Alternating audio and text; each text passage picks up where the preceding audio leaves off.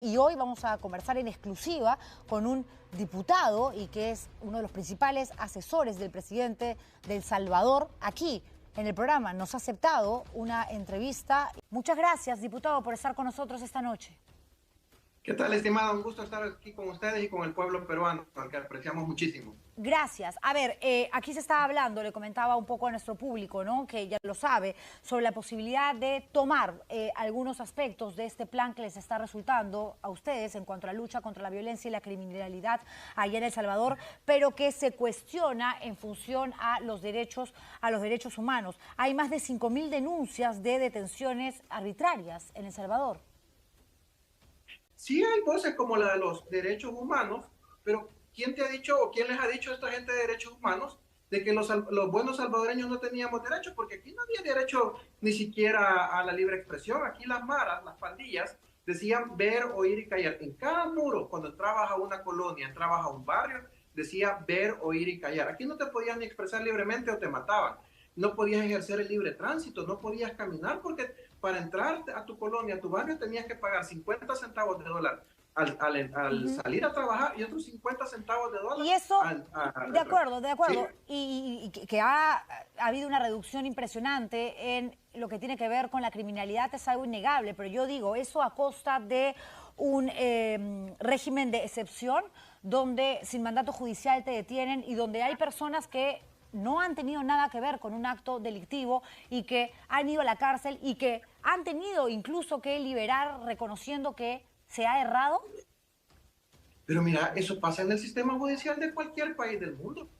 O sea, me va a decir que en Perú no detienen, ven si en el proceso no hay ningún delito y lo dejan libre. Pues exactamente pasa en El Salvador, exactamente lo mismo. Es decir, han habido capturas y han habido liberados después de que el sistema judicial ha decidido que no procede. Pero eso sí Ok, pasa en todo el sistema pero occidental. No veo yo liberados luego de haber sido torturados.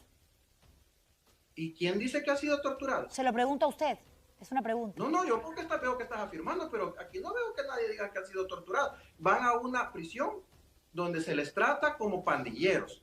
Y eso ya ha quedado claro y lo hemos dicho, sin camas, losas de cemento, 2 tiempos de comida, pero eso no es tortura. Muchísima gente en la calle no tiene que comer. Pero para un Muchísimos inocente, para una persona inocente, eso es una tortura.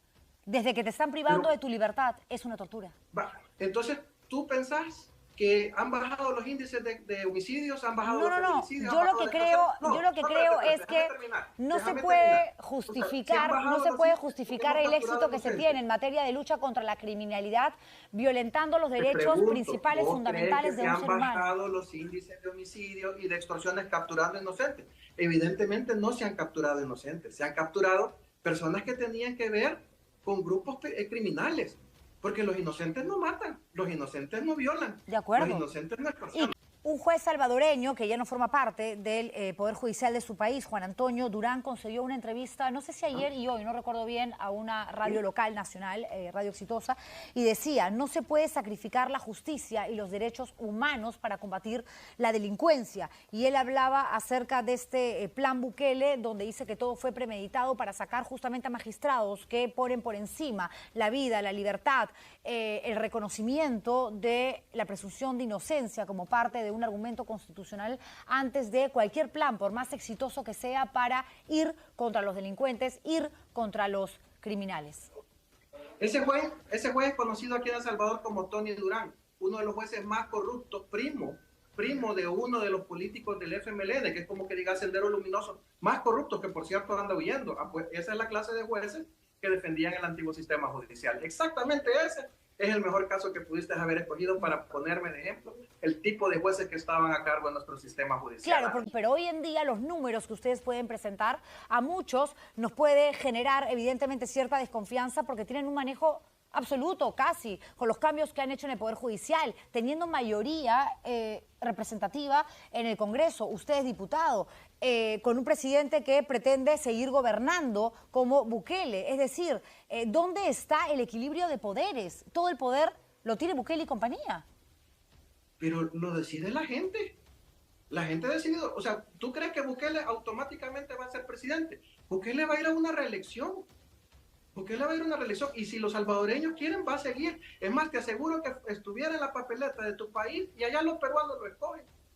En primera vuelta ganan Nayib Bukele en tu país, pero eso no es pecado de él, es decisión de la gente. Yo estoy hablando de la justicia, yo estoy hablando de los derechos humanos, yo estoy hablando de la presunción de inocencia, yo estoy hablando Yo también hablo del de los debido derechos proceso. humanos, pero ¿por qué suponer que los derechos humanos solo lo tienen los criminales? No. Así, es lo que pasa en tu país, que se dan en teorías así que los derechos humanos solo es para el criminal. Los derechos humanos, los primeros derechos humanos los tienen los buenos peruanos, los que salen a trabajar. Le agradezco muchísimo, Cristian Guevara, por esta entrevista y un abrazo a todo el pueblo salvadoreño. Gracias, muchísimas gracias.